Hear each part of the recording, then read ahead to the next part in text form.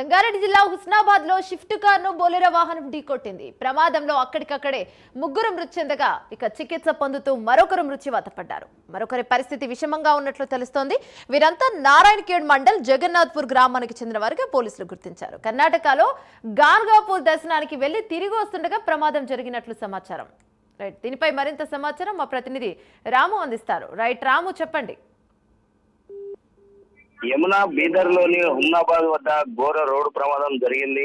అయితే దైవ దర్శనానికి వెళ్లి తిరిగి వస్తున్న క్రమంలోనే ఈ యొక్క ప్రమాదంలో ముగ్గురు అక్కడికక్కడే మృతి చెందారు. ఒకరు ఆసుపత్రికి తిరిగి తీసుకెళ్తుండగా మరొకరు మృతి చెందినటువంటి పరిస్థితి ఉంది. మొత్తంలో నలుగురు అయితే మృతి చెందారు. ఒకరి పరిస్థితి విషమంగా ఉంది.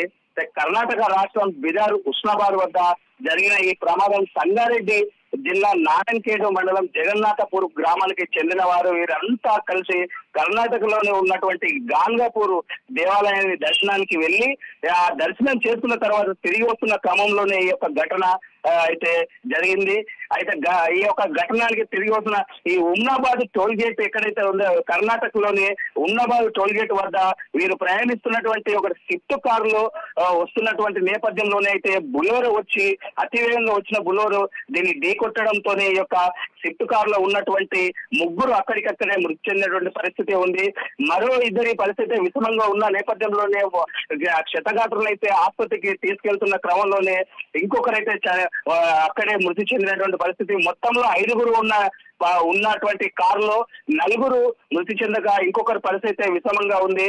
ఈ యొక్క మృతి చెందినటువంటి మృతదేహాలను అయితే పోస్ట్ మార్టం నిమిత్తం బీదర్ ఆసుపత్రికి అయితే తరలించినటువంటి పరిస్థితి కూడా ఉంది.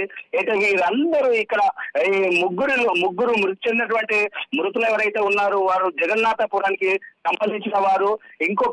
ఇంకొకరైతే ఎల్గోయి గ్రామానికి సంబంధించిన వారు కూడా ఉన్నారు.